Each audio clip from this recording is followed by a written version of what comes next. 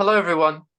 T t today, in today's episode, I'm joined with Robert, and we're going to be speaking about Crohn's, and it's going to be really cool because we're going to link it in with interests that we like as well, which we briefly spoke a little bit about before we started. So, Robert, thank you for coming on the podcast today.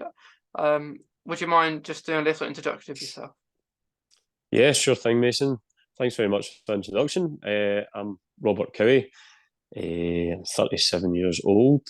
I started a little Instagram page myself, just raising a little bit of awareness because I get diagnosed with Crohn's not that long ago, a few years ago. Been through a few things and found out there was a big community out there to share their stories with. So, yeah, and that brings me here today. Yeah, Yeah, that's why we're here. If we didn't have Crohn's, I don't know where we'd be. I know, right? Yeah, yeah, It's yeah. brought us together. It has, and Yeah. like, yeah, I could never picture myself doing a podcast before. So, here we go. So, Robert, so when you was diagnosed, was that the first time you kind of heard about Crohn's? Um, so it's one of those ones. I'd heard of it before. Uh, Now, maybe someone through school or something, you always maybe hear about it, but I think it's one of those ones, unless it's someone that's close enough to affect you, and it's not in a bad way, it's just sometimes it goes over your head or you don't absorb what it actually is. So I never knew what it was at all until you're diagnosed with it. It's kind of like a little kind of a light bulb goes off and you're like, oh, I've heard of that, but what is that? So when I was diagnosed with that, yeah, I had a lot of questions. I knew it was affected generally your digestive system and your gut, but there was a lot more I had to learn about it. Yeah, yeah, there is a lot under to kind of deal with. I think like when you get diagnosed, it's gonna be pretty hard because, um, especially if it's all new to you and everything. Yeah, definitely. That's it, and it's you. I quite like so. I don't know about yourself, but I like it when I understand something. So for a while before I was diagnosed, there had been a wee couple of visits to the doctor in the hospital, and I had like like a couple of years before it, I actually had this issue where I was eating food, and within 5 minutes, I was getting like a kind of cramp or something in my stomach, and I was like, oh, you go to the doctor and you think it's not indigestion, it's been lasting longer, I don't know what it is. Right, okay, we'll check. It might be an acid imbalance in your stomach, it could be an ulcer, it could be this, it could be that. You maybe take a omeprazole for a bit and it goes away. Then it comes back later, months later, and you go, oh, it's maybe something else. Right, we'll put a scope down, right? Okay, there's no ulcer, but it's got better. So, and you just go through that wee journey. But because it's over such a span of time, you never put it all together. And then it's not until something really goes wrong and then you get further tests, then you go, oh, right, this is a bit more. Yeah, yeah, it is hard because like you kind of need to figure out and understand what's going on, and it's hard to do that when you're Yeah, not sure. exactly. So that then when I suddenly found out, oh, you've got Crohn's colitis, you start, obviously, they give you information packs and kind of stuff online to look at, which is great. But I like to kind of look at it from a practical point of view. Like if it was something that was broken, I would see how I could fix it. When I was growing up as a boy, I just always, it stuck with me as well. I loved Lego. I used to love Lego all the time from little up until probably teens. And the first thing I would do is get all the bags out, make sure all the bags were there, and get the instruction manual out and just start flicking through the instruction manual just to see how it would all go together. And it's still the same, even if I buy a flat pack bit of furniture, the first thing I do is get all the pieces out, lay them out, make sure it's all there, get the instruction manual out, and start flicking through. I don't like being surprised by stuff. Yeah, So yeah, so once you start getting an understanding, that definitely helped me work out what was actually going on in my body.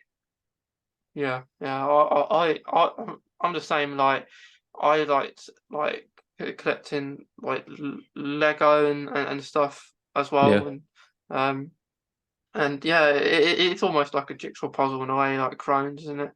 Um, like some bits fall off, and Yep. some bits stay there. Yeah, sometimes you need to just build it, but with the wrong bricks. Yeah, yeah, But it still works. Yeah, exactly. No, it is a bit of a jigsaw puzzle. And do you know what? Like, everybody's a little bit different as well. So, mm, yeah, which is, I think that's probably what makes it a bit harder for the medical side of things, from the doctors, the nurses, this, that, and the next thing. They know common patterns and traits and things like that. But some of it is just a kind of trial and error. yeah. It is, and it is like it's hard because like you got to kind of put your trust in them and believe they know what they're doing because Yeah, I mean, yeah, and that can be scary for a lot of people. If anybody's got a kind of job where somebody's health or kind of things like that are on the line, or well-being, then you do need to put a bit of trust in it. Yeah, you do, and it's hard because like I didn't my first by look like one of my first things that I could have gone on for my Crohn's would have been Humira, which I currently take now, but I right. had I chose not to do that first because I wanted to be in hospital because I was thought that I was diagnosed, and then I did go on infusions, because I wanted to be there. And I never had an infusion before, and then it was a fun Yeah. experience to start with, and then I was on it about a year, then it stopped. It stopped working for me, and then I went on the Humira. Was that the infusions? Was that one of the kind of drugs you have to go into hospital and get every so Yeah, often? The infusions. It's not one you yeah. can do at home. No, you can't do it at home. You have to be in the hospital in about a few hours. Um, Yeah, and I was there, I think maybe every 8 weeks I was there, and 8 weeks. um, Okay. like there was quite a lot of old people in there. Uh, oh, there were. What Um, age were you at the time? I would have been. How old am I now? Like, Sorry for firing hard no, questions. no. Is it? It's Yeah, not hard. It's not hard. I might have been yeah. about 2019. Like not the year 2019. I'll be 20 years old or 19. All right. Okay. So Not late teens, anyway. not long ago. It, No. it might have been maybe even 18, but I was only on it a year. Um, Right. um, and there was quite a lot of old people, but I didn't. There was some younger, no one my age really. Um, You were but definitely the youngest in the room yeah, yeah. every time. Yeah. Yeah, I was, and like I didn't mind being younger in the room. I just didn't talk to anyone. I did sometimes. I did Yeah. sometimes. I had a person next to me that that that that we connected with actually. Not maybe last year we did, and she came on the podcast, and it's Oh, quite that's fun. good. Yeah, it was quite funny because we um we just talked about like infusions and everything. um, but yeah, and then it was good. It's a good idea. I chose to do infusions first because after it stopped working, and I was started doing Humira not long after that pandemic broke out, and I could do that Humira at home, and I don't have to Yeah. go in hospital for that kind of stuff. So that was better. Um, Yeah. um, That would have been an added stress. I mean, I can only imagine with some people that just still had to go into hospital. It's the place you need to go to get better or to keep you better, but it was also the most dangerous place as well. It was kind of such a weird thing, because they were also treating people with this contagious virus. So yeah, yeah, which makes it hard for obviously the people going in, obviously the people working there as well, the doctors and nurses. I mean, what a kind of effort to keep things going. So yeah, yeah, yeah, it was good that you managed to be able to do stuff at home with it. yeah. It's very hard. Like I know some people would been trying to get diagnosed with Crohn's or any sort of IBD during the like or still like during like lockdown and everything like that. Yeah. Um, so it might have been really hard, and um, but but I think we're lucky enough to have had our diagnosis before pandemic started. Um, Yeah, uh, it was quite helpful. Well, mine was 2019, so okay, yeah, I yeah, was before. actually So yeah, it was emergency surgery I actually had in 2019, and I was diagnosed after. I was initially in a couple of times, and it was pretty much just diagnosed as a bad stomach bug, so to speak, and I was given buscopan injections and stuff. But the third time I went in, the third week in a row, they did further scans and realised it was a blockage in the bowel, and I had to go to surgery as soon as possible. So it was through the night. They cut out all the damaged parts, and then it was with the biopsy 8 weeks later that they realised it was the inflammation and the blockage was caused by Crohn's, and it just previously had been undiagnosed. So that was 2019. So what was COVID? March 2020, something like that. Is that right? Yeah, I think so. Yeah, It was well. That's maybe when the lockdown started here, roughly. yeah, yeah, about that. I vaguely remember that because I'd been off my work all the way through 2019 up till the end of the year. No, it was actually all the way through. They extended it, and I came back to my work in January 2020, and I started getting phased back in and doing training and stuff like that to get back. And I was just kind of due to go back, and then the lockdown started. I was told stay at home, so yeah. Then that Yeah, roller coaster started for everyone. So yeah, yes, yeah. Had to stay at home. Just yeah. yeah, like that's when I started doing a podcast, and it was 2020 as well. So Right. So when you were at home, you had a bit of time yeah, on your yeah, hands. he had a bit of time, and I still do it now because so some things haven't changed. Like for like people like me who even though compromise, and it's still. I think it's even much more harder because COVID's still around, and Yeah, everything's it's not gone, going hasn't away. it?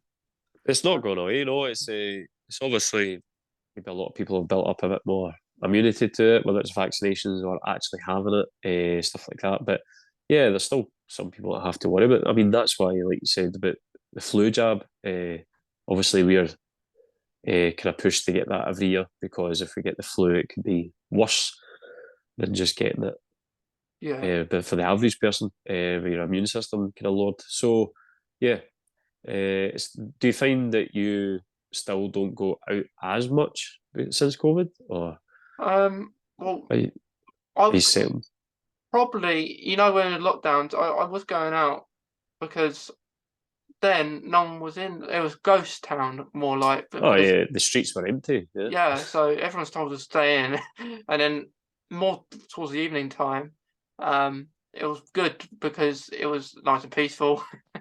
um, yep, and but now I do go out. Not probably not as much. It's hard for other people to understand as well because they may think like you can't be asked to do something because you're lazy or something like that. It's not because of that. It's just because of your health and having to yep, ask people to do things. And even now, like if someone approaches you for some reason, and they come close, like to your face, and right. like I may say, can you step back a bit, and Bit of uh, personal space. yeah, and sometimes it turns out they get offended and they think you're being mean, and it's hard when people react in that kind of way because Yeah, you can't do anything, then you can't really explain why yeah, it because makes you feel that you're asking for something unreasonable, but yeah, yeah, it's that at the end of the day is not your fault or essentially your issue. It's just the way they've reacted to it. I mean, they don't know your reasons. They've just yeah, assumed, that everyone's okay. But yeah, yeah, that can yeah, be sometimes hard. At the end of the day, that's the kind of ones where you're responsible for your own actions, but not anyone else's really. So yeah. It's a shame because like mom like people aren't gonna know. I think it, like we said, like it's all kind of visual, isn't it? Like people look at you and like that you may not look like you have yeah, an illness, but you do. yeah, that's it. It definitely highlights that, because a lot of it's internal, and obviously sometimes with like Crohn's, colitis, kind of similar conditions or diseases, it's an inside. And when you're doing well, you're kind of keeping it at bay. So the outside, your skin, your hair, your general demeanour, you're walking about, you can maybe stay active. so therefore it kind of hides it a bit. But when it goes really bad, and then suddenly your skin goes pale or grey, and then you start kind of skin complaints and all that kind of things come out, and you start looking more ill. That's when people notice that. But it's still the exact same issue. That's it. That's it. Yeah. Yeah. So Yeah. It's harder like that, and like yeah, like deep down, you'd think there'd be more understanding people because of the pandemic and like going locked down, and people yeah. probably isolate themselves if they don't even if people don't have an illness themselves, they would have been even though people would have broken the rules, but um uh, as we know, but Oh well, it's very hard. I think there was definitely a minority that always breaks rules, but I think the vast majority followed as closely as they could. I know the rules changed all the time, things like that, but yeah, I think the Yeah. vast majority did, more or less. Yeah, very confusing as well, like with these different stages or levels and stuff like that. So it was very hard to understand. Yeah, I know, and I remember there was a something on the telly just quite recently actually about the police's response with it as well. They were saying just it was going down the emergency services route, and it was talking about the nurses and doctors. I mean, that was just constantly changing all the time. But also the police for the lockdown side of things and the curfews and all that. And sometimes they were starting a shift, but before the end of their 12-hour shift had finished, a rule had changed, and yet they're expected to enforce these rules. So it'll be quite hard, I would imagine, try to do that.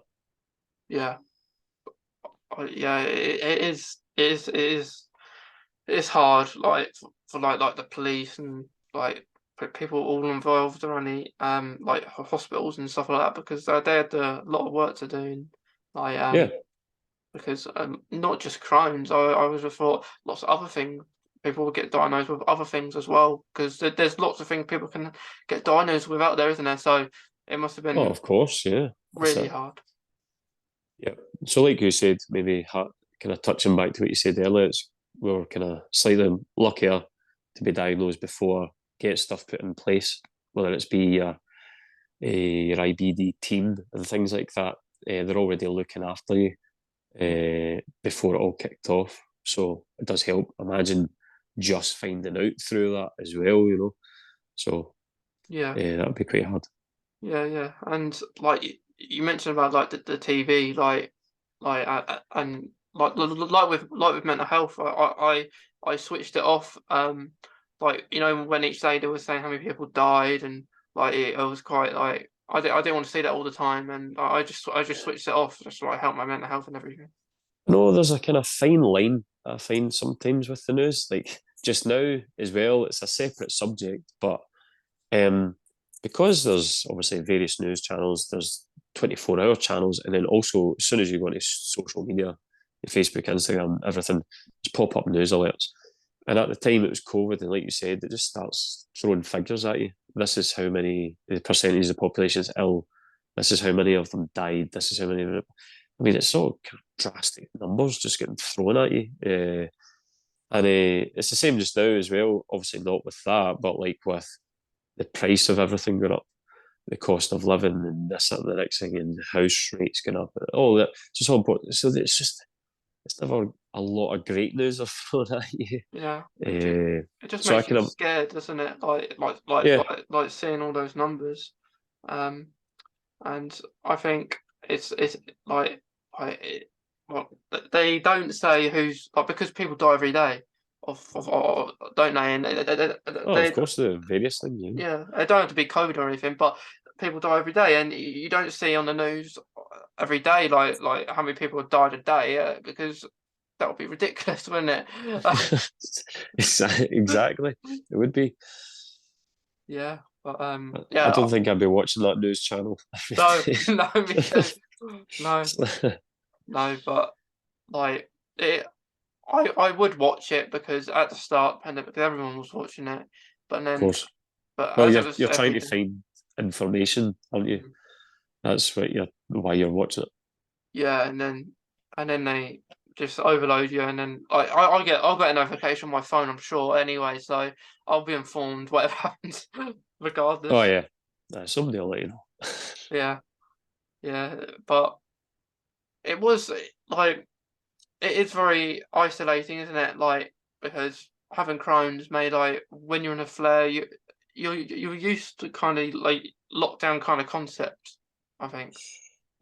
So yeah, like it's one of those ones. Like so, when I was kind of like I said, 2019, things like that. With Crohn's, like you said, if you're going through a bad spell or a flare, or trying a new drug, I remember trying a new drug as well, and it didn't make me feel great as well at the time. And your body's just trying to get used to this new thing that it's in it, and it's probably doing about 10 different things at once.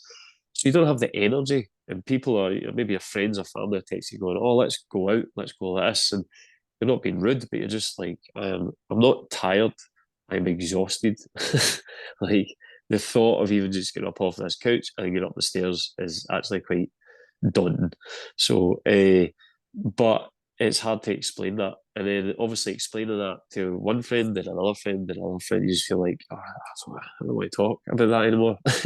So, like you said, and then before COVID, all that, the whole idea of staying in or like putting your own rules in place as well. I found that was a big learning curve. Was I used to um, love going out for meals, eating a lot of different foods and things like that. But there wasn't much I couldn't eat. I had quite a healthy, balanced diet, but I just liked to try new stuff.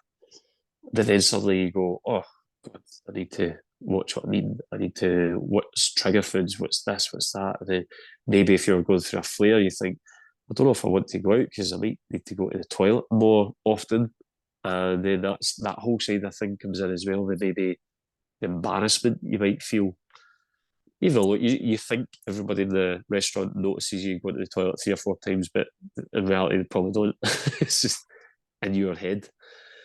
Yeah, So yeah, like you said, where you enforce your own rules in when you're in, you start being strict with yourself through flares and things like that, and drugs and going to bed early and staying in, and what you're eating and asking people to do things for you around about you. Then suddenly, when lockdown things are enforced in, you can maybe deal with it a little bit. yeah. Yeah, it is like because like the whole routine like changes as well. Yeah, Uh, yeah, you need to be more adaptable, flexible. yeah, like like flare isn't friendly. Of course, there's all different types of flares as well. Not just painful ones. There's maybe ones that like with your Crohn's level might be an hour range or something like that. That's it, and Um, you might not even notice it. maybe not. Yeah, yeah. Because it's hard because you have to be on track all the time and make sure you take your medication if you take any, and like have to be a certain time, have breakfast and have it after or before breakfast. Um, Yeah. and yeah, it's like it's hard because you got to keep on track of everything. No, that's it. I found that as well. I think my phone, the diary, my phones became my best friend because it's very quickly all your appointments and all that rack up. Like you said, maybe if you start a new drug and when you have to take it, things like that. You get into routines, but they do change. So Yeah, it's staying on top of that. I always take so I've been on azathioprine, so that's been since 2019, since the start. And I take that at night. I take those tablets at night before I go to bed. I felt when I first started taking them, they made me a wee bit kind of drowsy or tired. So I just took them at night, go to bed, and then you get up the next day. And that just seems to be the way my body deals with it. And then, unfortunately, over the last couple of years, there's been a couple of incidents, a couple of extra surgeries and things like that, and a fistula and stuff like that. So they introduced another drug, and I think, is that one you're on as well? Amjavita, adalimumab. yeah, yeah. Yeah, That's it. Yeah, yeah, I'm on that. Yeah, yep. So they trialed it a while back. It didn't work, but that was because of other issues. So now I'm on that again, and they're hoping that that helps keep my levels. So, but I like that. So that's once every 2 weeks I take that. And I've to email them. It was maybe 2 weeks ago now, so they've trialed it for a 3 month period, so I'll be emailing to see how my levels are. Usually, when you don't hear from them, it's good news. But Yeah, yeah. I always like to kind of exactly no news is good news, but there's always that in the back of your mind going, well, I'd like to double check and just know what my levels are and things like that. Yeah, and then if you're going for blood tests and everything, just to check certain things. Yep, that's it. But I'd much rather do that and know where I am just now for peace of mind. Or if there is something not quite right, then at least it gets picked up earlier. So Yeah, yeah, I definitely don't mind that. yeah. Like with the Humira, I take that like every 2 weeks, and I think I'm due it this week as well. Right, So it's yeah. So I take every. I have azathioprine too. So I have azathioprine every morning. Um, right. I had that's one of the first medications I had since I was diagnosed azathioprine. I As we think it's know, one of the, yeah. yeah, it's Sorry one to of the interrupt there. ones. Azathioprine is one of the ones that really dampens our immune system as well. Yeah, it's quite a strong one for that. I Yeah, think that it seems to be a very common first one to give out, and it's obviously through the way it was explained to me, is it's like a kind of blanket one that kind of works for most, but obviously it depends on type of Crohn's colitis that you have, yeah, and then you just work it from there. If it's not quite enough, add something else in. If it doesn't work at all, change it. So, yeah, yeah. You can go up and down, can't you?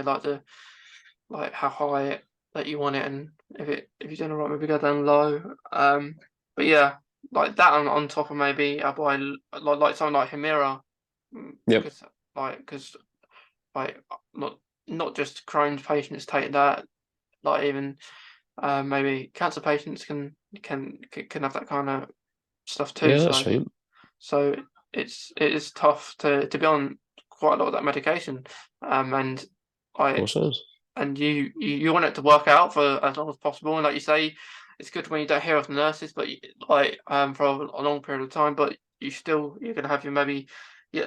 If you're doing all right, at least you'll have your yearly kind of you go to the hospital at least once a year to just see how everything's going. Yep.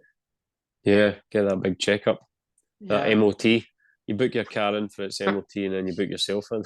Yeah, yeah, that's really cool. Yeah. Yeah, yeah, but it is. I take vitamin D as well because I have quite a lot of fatigue all the time. Um, All right, okay. yeah, Apparently, there's a lot of people even without Crohn's and colitis that are get quite low vitamin D, especially kind of the further north you go in the UK as well.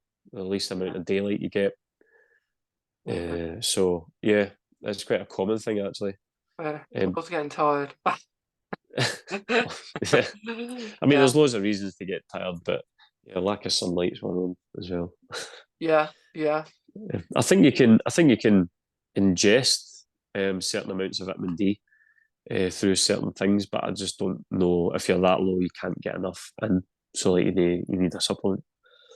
yeah. Like I noticed the fatigue before I was diagnosed and now, and can notice how more tired you can get. Yeah, And everything, and like with sunlight and everything, like if it's like a sunny day and I have to like put certain sun cream on as well. I factor 50. yeah. I mean, well, as you can tell, I'm quite fair-haired, and I live in Scotland, so I Mm, don't see a lot of sun, but I'm quite outdoorsy. And I've always been okay in the sun. I mean, I always used to wear a factor 20 or 30 or whatever I was doing outside. However, I noticed with azathioprine, especially once I started that, my skin became very sensitive to the sun. Almost if I was out for any longer than I used, like cycling and things like that on a road bike. So you can be out for 2, 3 hours quite easy on a road bike. But if I was out for longer than 10, 15 minutes in warm sun, I could get sunburned. So I noticed that very quickly. And that was me. I went right up to factor 50. I mean, don't get me wrong, still can enjoy myself in the sun, but you just need to take that precaution. yeah, It's probably good for most people anyway, that they should be doing that. It's just obviously we're maybe forced into it, but it's probably what most people should be doing anyway. Yeah, you don't want to you don't want to have like sunburn or anything like that. So it's best to No, be. no, you don't want to damage anything, and it's a funny one because like a lot of people just kind of laugh off sunburn really, but if it is damaging your skin, and it can obviously have a very lasting effect the more you do it. So Yeah, just don't fall asleep in the sun and put sun cream on first. yeah, it's a really big hat. Yeah, yeah, and make sure how long certain sun cream you use lasts as well, because some are not as longer than others. Yeah, I found a couple of good makes right enough. That are kind of all day type of ones that spray on. They're less like a cream and it's more like a liquid that goes on and it absorbs in. Those ones are kind of generally better. It Yeah, can be more expensive, but it's worth it if you don't burn. yeah, yeah. It's not nice burning either. No, I've been sunburnt in the past. Um, yeah, it's very painful. yeah. I think the worst one I got was the top of my feet. Oh yeah, that Then is you, the worst one. Yeah, yeah, you got to put your shoes and all that. Like, oh, man, horrible. I think it's just because it's just skin on top of bone. It's not kind of fleshy bit. yeah. That is the one you probably are probably a lot of people are probably prone to because you don't think it's gonna burn there. No, I know you go. It's just my feet. I'm fine. It's like your hands. That won't burn. They Yeah, do. They do. yeah, and back as well. Like if you miss a spot on your back, Oh, yeah, yeah. Always get an assistant to do your back. yeah, yeah. You can't do it yourself. Can't reach. No, no, I've tried it. I've tried the back of my hand, everything, just putting on stuff. It just Yeah, doesn't work. yeah. Like unless you have a really long arm and it can go twist without like a bone in it or something, which is very rare. But I mean, it's quite a specific kind of person. I mean, I have yes, long it, arms, but they don't bend that well. no, It's not just like a stretch man from the Stretch Armstrong. yeah, yeah, Remember Stretch Armstrong? Yeah, yeah. I think they brought a Hulk Hogan version as well. He just, yeah. It'd be nice to be like that. yeah. Then you'd be part of the Fantastic Four. Yeah, Uh, yeah, exactly. yeah. So, how are you doing at the moment with your Crohn's? At the moment, Yeah. So, like I just said, I think just a wee bit there, I had get put back on a drug that I hadn't been on for a while. So that was adalimumab. So that I had tried that in 2020 when my levels were quite high and they tried it out for a bit. They tried it for about 5 or 6 months. But then I developed a fistula, which manifested through my old surgical scar in my abdomen. It just kept coming, and I was in hospital maybe 3 times last year, just getting that scalpeled and drained. And they tried to kind of treat it with new drugs. So they tried me on I want to say imifleximab, but it was something like that. I literally had, I don't know if that's one they do an infusion on, but it was one yeah, of those ones. I had one, and then I was back in the hospital, and they just said, no, it's going to have to be surgery. So with the, I'd say this year, and now it's obviously been a lot better than last year. Last year had, well, it was involved, August, I had surgery again to remove other damaged parts. And then they decided to give me a temporary stoma, and that was just to let everything rest. I had that until the end of the year, and then that was reversed. They always said that can be reversed after 3 months, 4 months, and that's what I went for. They said you've still got enough bowel to kind of function normally, so we can reverse it and just see how you go with medication, and hopefully we'll get on top of it. So fingers crossed. Since then, like I said, I get back to work maybe about May time, full duties. And since then, it's been a bit of a learning process getting back to work and fitting that in with trialing new drugs and your diet and things like that. So yeah, I've kind of got a balance at the moment. I've got a balance where I take my azathioprine every day. I take my other drug, my adalimumab, once every 2 weeks. So that's set in stone. Like I said, I've tested my levels, so I'll find out maybe in the next week or two how well it's going. Hopefully, it's at least keeping it steady or improving. Either of those is good. And then everything else, I've just adjusted round about that. So I like training. I like keep myself fit. But if I'm tired, like you were saying, when you're fatigued, I've had to learn to put my hands up and go, do you know what? I'm going to leave doing too much today because it would just make me feel even worse tomorrow. And just wait till your body resets itself, does what it does, and you feel a bit better. So, yeah, I would say I've got myself in a kind of steady state balance just now, which is always good. Yeah. A good place to be. Yeah, it is a good place to be in. Like you said about a fistula. I have Yeah. one too, and it's All right. and they are very like not I don't they get talked about enough. I don't think a fistula because it's quite rare and sometimes people don't want to hear about it, but it is important to speak about because like it's really I when mine was I didn't know what it was, but I went to the doctors and they didn't want to see it because they thought it made me uncomfortable. But it is it's hard because it can stop and go, can't it?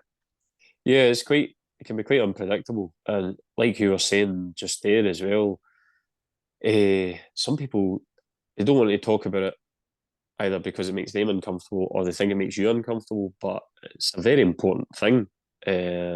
Like with regards to mine, the position it was easy for me to see because it was just at my lower abdomen and I could see everything that was going on. But obviously, it's all happening inside, and a scan after scan after scan. But like this with yourself, with this podcast and the posting things to Instagram, things like that, talking about it, it helps because it is some things are quite embarrassing, and with Crohn's or any bowel thing, you have to talk a lot about going to the toilet. Yeah, There is no escaping it, and whether it's with your mum, dad, grandparents, friends, colleagues at work, somebody else in the street, it it is there's various degrees of embarrassment that kind of comes about it. But I think after you've initially talked about it, it gets easier the second time, a little bit easier the third, and it goes on like that. yeah, yeah. Yeah. Yeah, like you can keep things under control. Um, like I think the fistula for me was discovered first because I was getting blood in my stools quite a lot. Right. And then I think my consultant was the one who saw it in the end, and which was a bit later. It was caught, I guess, in time, and then I take it kind of stopped me from going to the toilet as well, like constipation and stuff like that. So um, Right. it's kind of down that area. So it Do you? didn't get any worse. That's good. Did you or do you take a drug to help keep it at bay? Or Um, I think I took the stool softener yep, and then I might have been on. I had to go on antibiotics for a time, yep. which you don't want to be on because it might do something to one of the other medications you're taking for your Oh yeah, Crohn's. no, Um, yeah. and I was on that for a while, and then it was all right, and then I don't take it anymore. So it's always been like there, like the main symptoms would be just maybe blood and stool, or occasionally I still have blood and stool. Um, but you just get used to it And when you're depressed. you do get used to these weird things, and I think with mine, because of where it wasn't affecting me at the rear end or anything like that. It was just coming out the front.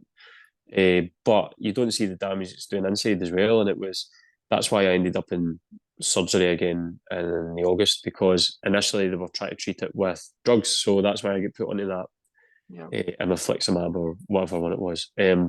Because that was generally speaking quite a good one that they could treat it with. But they had just pretty much said, we're sorry, but it's just the fistula's too far gone. So it wasn't caught early enough. So what had happened was by the time they cut me open in August, it had obviously came out front. That was a bit that was noticed, but it had also travelled and it stuck to part of my large bowel and a different part of my small bowel. So that they were damaged as well. And they had to cut sections out of those. So it's and I was managing to function quite well in between. Like even when it was the abscess was getting cut, drained, and then padded, I was then on my feet a few days later and going for walks with the dog or going here, there, and everywhere. So it's amazing what you can still do, even although when your body's struggling with something. Yeah, So yeah, but hopefully yours is keeping on top of it. And yeah, obviously, because I think they're quite, everything I've read up about them anyway, is they're notoriously slow at healing. So yours might be healing, but it could be a while. So yeah, hopefully that's the case. yeah. It's very uncomfortable, isn't it? As Yeah, as yeah, as, it is. as well, like if you like doing a sport or something, because I was quite into my football, and like it's hard because it might hurt, it might, especially if you're sitting down after sports as well, and very Yeah, uncomfortable. that's it. Is it for a team you play, or is it just with friends and things like that you I know, play? like just in general, really, like Right. maybe not as much now, but when all that kind of stuff was going on, might have been 2019 time kind of stuff. Um, yeah, and then like I'm glad nothing has really impacted me as much, except from maybe my levels going out of range, which puts me maybe in a little bit of a flare. Um, Yep. but except from that, I have been okay these past few years, um, during the pandemic, and yeah, just it's hard to keep yourself on like your Crohn's under control, but if it is under control, it's good, I think. Always, always good. But Yeah, I think it's quite important. Like you said, you like football and playing it, things like that. When you get something that gets in the way from stopping you from doing something you enjoy, it can be quite hard to take, I think, initially. yeah, Um, it's and it's important, I think, to find. No, it means it doesn't mean you can't do it ever again, but the kind of presence of mind to go, I can't do that right now. I could go back to it, but what I'll do is maybe find another wee something to do. yeah, And it could still be related to football, but just not actually run about a pitch. So stuff like that, maybe if you volunteer with people or you help coach or this, that, and the next thing, or you just find something completely different. Like when I was not well last year, you're kind of in the house a lot due to COVID and also just with not being well. So you start going, well, what can I do in the house or what can I do kind of nearby and things like that. So I started two two things, and it was I used to draw and sketch quite a bit when I was younger in okay. high school and stuff. So I thought I'm going to start doing that again because that's something you just put to the side when you want to be active and stuff because it takes time. But when you're inside, you go, well, I'll get the drawing pad out and some pencils, start sketching again, doing that, kill some time, keeps your mind active. And then I also had picked up a ukulele a year or two before. I think it was like a middle of Lidl or an Aldi buy, and me and one of my friends had got it at the same time, and I just picked that back up and thought, well, it's time to learn some tunes. I think. That's pretty cool. uh, so yeah, I think you've got to, and then as things progress and get a bit better, I found for me, especially after surgeries, but after not being well as well, just stretching and doing things like yoga, Pilates moves, things like that. Got into a habit of doing it every morning. Just had to build up core strength again, but it just made you feel better. Yeah, And I think physically, and it helps you get back to where you were or somewhere close that you can go, oh, I'm going to go kick a ball about again and yeah, do whatever you want. So yeah, we we kind of baby steps sometimes, but that's it. Like yeah, baby steps first. But like you said, like it affects you if you can't do something for a while. It's been like that way for football, really, because I do like coaching and playing a little bit of it, but I haven't been able to do mm-hmm. this like past few years because, of course, it's a close contact sport. And with COVID, it's been really hard to do that, and still is because like like I I had an opportunity to do it recently, and I said I don't want to. I don't want to do it yet, but maybe when maybe a few things improve, Yeah, numbers go further down, um, because I don't want to say to maybe a person I'm coaching that stay back, because you don't say like you should, or like in football you don't do that really, do you? It's a Oh, close it's contact so sport. awkward. It would be It's very so awkward. awkward to do it. Yeah, because Mhm. it's a dynamic sport. Whether you're training and doing drills it's hard not to be Yeah, close to each oh. other at times. You know, well, I was more of a rugby player, Mm. which can be a bit even more close contact. Yeah, But yeah. uh, but I've not played that in years, so that wasn't something I was looking to get back into. I'd actually I'd stopped playing a good few years ago, maybe 2011 or 12, around about then was like my kind of last kind of set of games and things like that. And I'd got more into stuff like cycling, swimming, triathlons type thing. But I did dabble. I kind of don't know. I just missed that team sport probably thing. And there was a guy that was kind of pally with through work, and he had an Australian rules football team. Is that something you've ever watched? No, no, Aussie rules. uh, Well, pretty much they have a game, and they play with like a rugby ball, that egg-shaped ball. But they run about a giant park. It's like the size of a cricket park, a big oval park. It's huge. I don't even know how many players are on the team. There's just loads of them, and mm, they do have big posts like rugby that they kick through, and that's how you score points. You don't score tries and things like that. You run with the ball. It's quite like Gaelic football. If you I don't know if you've ever seen that, mm. where they run about and they punch it to pass and they kick it to themselves. And Oh yeah, I've done stuff like that. Like I remember when I was at school, like there would be spider football or something. Like you'd be on the hall, and then you'd have to be yep, like you had to put your arms back, and then you'd be on the floor basically playing football. And there'd be two benches, right. like that you score like that. It would be very exhausting, but it's different. It It's definitely different. sounds it. Yeah. But those are the kind of fun games you get thrown at you. I think that's quite important with especially youngsters as well. Um, I think sometimes you can try and coach young people too seriously. You can teach them skills and techniques and things like that, but you have to put wee fun games like that Yeah, you and gotta to have kind of fun. It can't be all just yeah. serious, can it? No, because especially kids will just give up. I mean, adults sometimes give up if it's no fun, especially kids. Yeah, But it's not like it's their job. Like that they want to have fun. Like you got to make it fun and stuff. And which is why I said like because I don't want to be saying it to every person I coach. Stay back, stay back. yeah, maybe just need uh, a big stick just to yeah, yeah. Yeah. Offside if don't you go go. past this. Yeah, you'll be offside if you go to the enemy. Yeah, Or some just of the. a flag and a whistle. Yeah, but things that which I've like come to my attention during these last couple of years, not being able to do the things that I want to do, like football, which I've had opportunities to do, but I've had to decline, but because of health reasons. But which like the podcast was one of the first things, and then Yeah, not that long afterwards, I started doing different videos cosplaying, like being different characters from shows.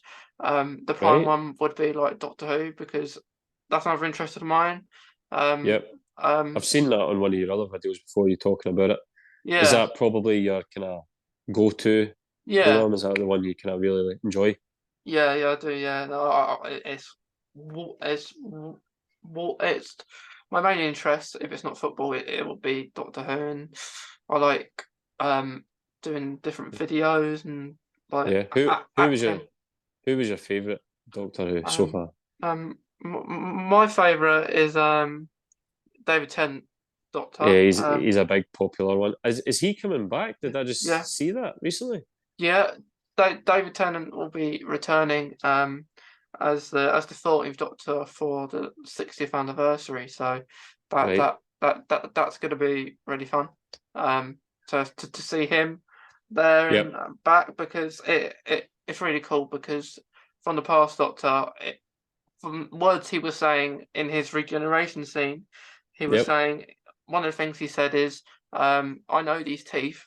Well, because when he was doctor before as a temp doctor, the Yep. first line he said was, "I got new teeth." So he went through that saying, "I know these teeth from him being the temp doctor," and Yeah. he also said the three Watts which he used when he was the doctor before. So it's So he's great. definitely is linking it in. Yeah, it all looks in, and for a lot of people, it's kind of childhood memories because I was young. I was born in 2001, and he was doctor in 2000, late 2005. So I would have been about 5, and I watched it when it aired and everything. Petrifying and Did you? yeah, I was going to say there's petrifying. some scary scenes in it, isn't there? For Yeah, a there young is. kid. Yeah. Very very scary. Um, it is, but I was pretty scared of the episodes where they were putting monsters under the bed and um No. Well, uh, what is it you think interests you most about that? Is it like is it the adventure side of it? Because he's gone all over space and things like that. Is it, and the stories are kind of quite out there, some of them. I like, yeah, like you mentioned about history. That's one of the Yeah. things I like about the show because um, history is the best part. I like it when I go back in time. One of my favorite episodes is a history episode about Madame de Pompadour, um, Right. which is a She, character, and was she in history. France by any chance? Yeah, yeah, that's right. Yeah. Yeah, Yeah. France. Yeah, France, and During the revolution, maybe? yeah, yeah, and Yeah. it was based around that, and it was really good because like David Tennant's Doctor, the Temp Doctor, like kind of fell in love with her, and they agreed to. She said, "Do you want to come and travel?" But because there was like a fireplace where two different time zones, but unfortunately he went too far to where she passed away. So um, No. it was a bit sad towards the end. But I like the kind of history episodes in the show. Yeah. Yeah, it's quite good when shows kind of do that.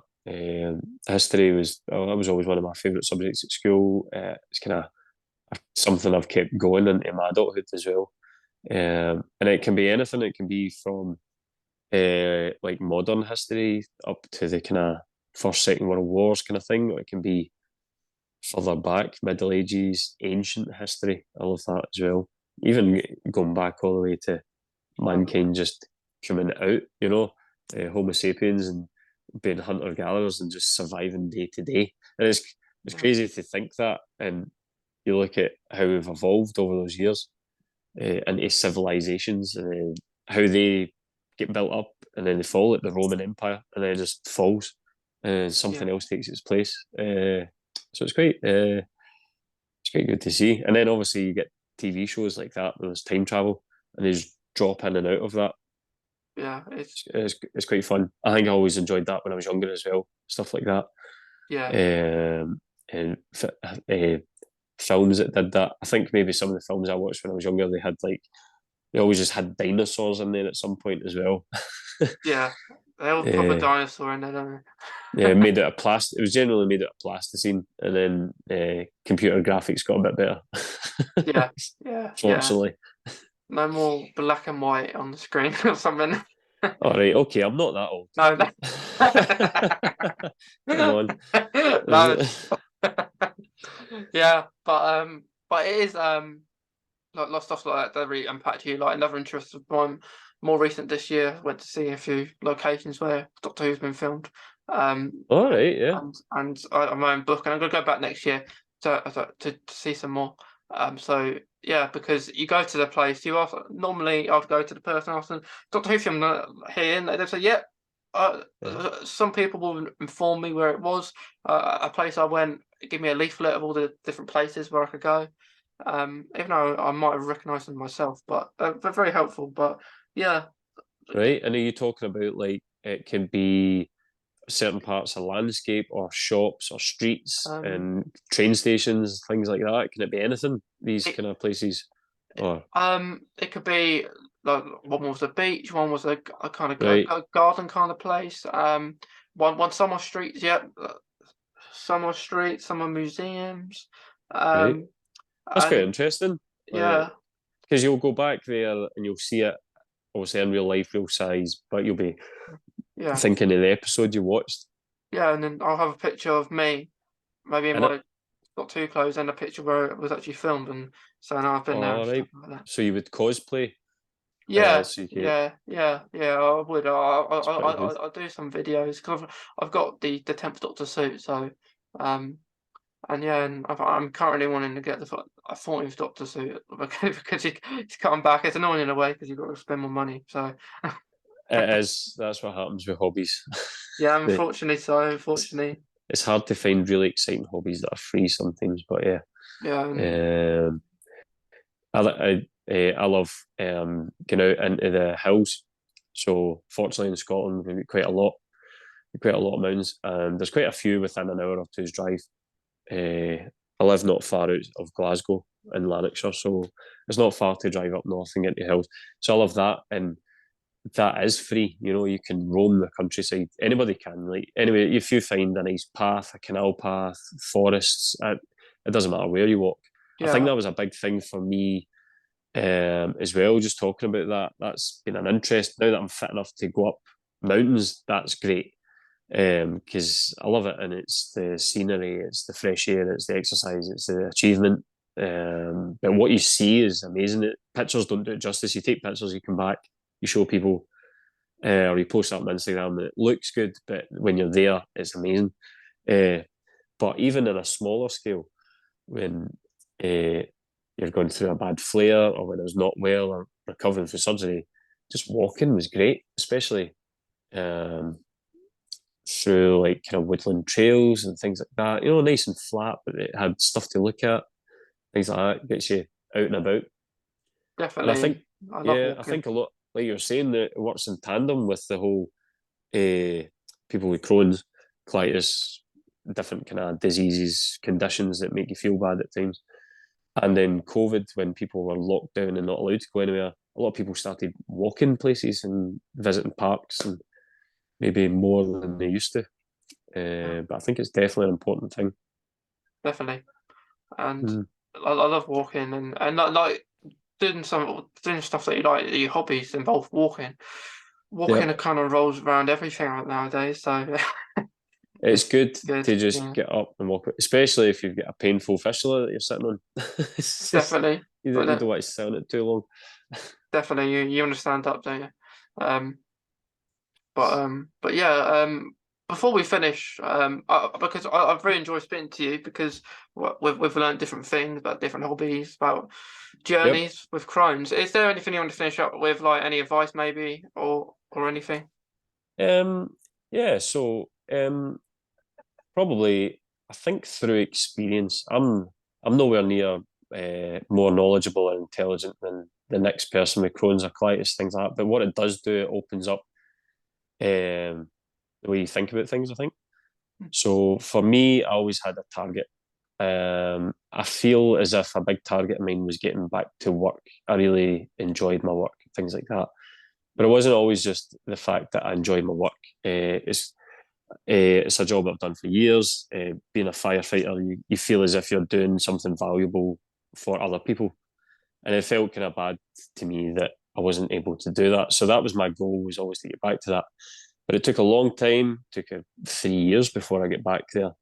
But you make smaller goals in between. And I think that's probably the way I would think about it moving forward. And for everybody, I mean, I think I lost count after 55 the amount of nights I spent in hospital last year. And those are kind of lonely because during COVID, you weren't allowed visitors. And then I was in a room myself at the time. And I did Zoom and things like that over the phone and iPads and things to talk to friends and family. But I think when you're at your lowest at that, when you're alone and you're not well and you can barely get out of bed to go to the toilet, you've always got to think you can move forward. And even if it's just the next day is walking a bit further and the next day walking a bit further, showering yourself, clothing yourself, those are all wee tiny things. And before you know it, if you set realistic goals, little ones, and you keep following them through, and there will be days where you go backwards a bit, but just always, it's keeping a positive mindset. I think that's a big thing. You will get there. I'm back at work. I'm doing things I enjoy, paddleboarding, hill walking, right, things like that.